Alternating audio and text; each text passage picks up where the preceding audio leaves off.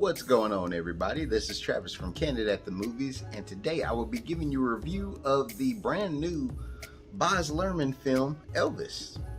Now, Elvis stars Austin Butler and Tom Hanks, and basically this movie is about how Tom Hanks' character, Colonel Parker, found Elvis, brought him to rags to riches, and basically exploited him.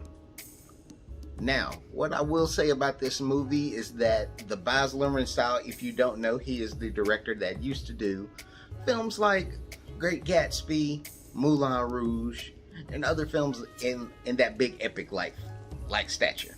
I will say that the epicness is all throughout this movie, and overall it has a great feel for what it is. I feel it's probably one of the more interesting than I ever thought that it looked like in the film. I don't know what I'm talking about. I will say that I will agree with all of the critics that Austin Butler basically gave a star-making performance. He did phenomenally well. I personally feel that the best of Austin Butler is towards the end of the movie when you're starting to see Elvis fall off, not be himself anymore, basically being treated as a puppet by Mr. Parker. I thought that was probably Austin Butler at his best throughout the whole movie. You're seeing him basically be defeated the whole time. He can't get away from this person. He can't break away, be himself, play the music he wants to play. I thought that was really redeeming. Tom Hanks, on the other hand, this is probably the worst role I've ever seen Tom Hanks do. Not because of the character, but because of how over the top he has the accent. Now, from what they have said about the character he is playing, Parker is basically Dutch, but he's basically a swindler. But the way Tom Hanks' accent goes, it feels like he's French in Lafayette, Louisiana, and it's just a horrible role for Tom Hanks. I'm sorry. I love Tom Hanks. This role was horrible. Now, for everything else that goes within this film, you can see how they highlighted some things but didn't go into some things that are more controversial about Mr. Elvis Presley himself. Even with his relationship with Priscilla, it is one of those things like they just glossed over it. Like, oh, he fell in love with this teenager. You don't know how old she's supposed to be, but he fell in love with a teenager. And gloss over it. Let's keep on showing you this love story. That gets glossed over. You see how him doing things that were appropriated through black culture gets love, and then it gets hate from whichever pocket or side that you're on.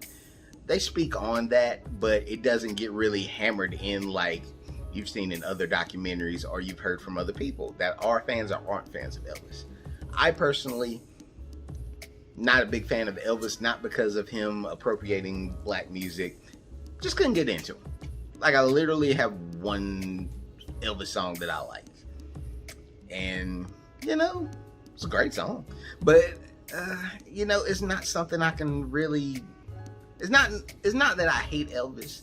I'm like, if Suspicious Minds is the only song I can really get into, that's all I can do.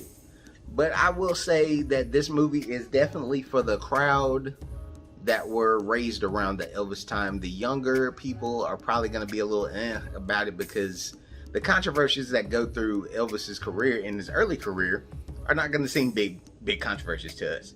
He's wiggling his legs. Not that big of a controversy. For anybody that's born in 1990 and up, you'd be like, he wiggled his legs.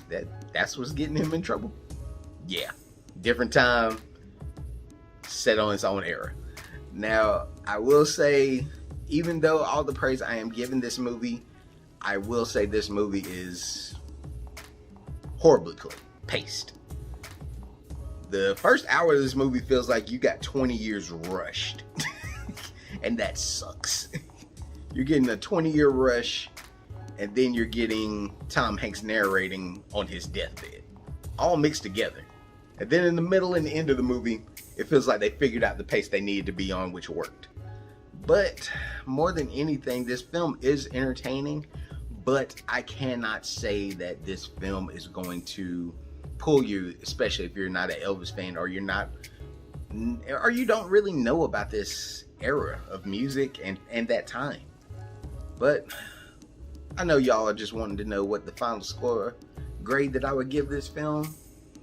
I would give this film a B-. I feel this film is good. I feel like it is horribly paced. I feel Tom Hanks basically was told, do whatever you want, and he did that. But this film, more than anything, is sold by Austin Butler, and I feel more than anything he is going to get a Best Actor's nomination and most likely win, because he did great. He deserves it. He put more of an effort into this role than I feel Rami Malek did as Freddie Mercury.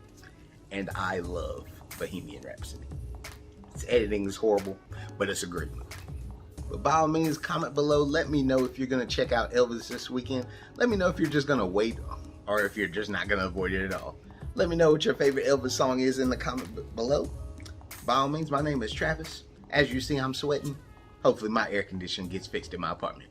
Peace, y'all.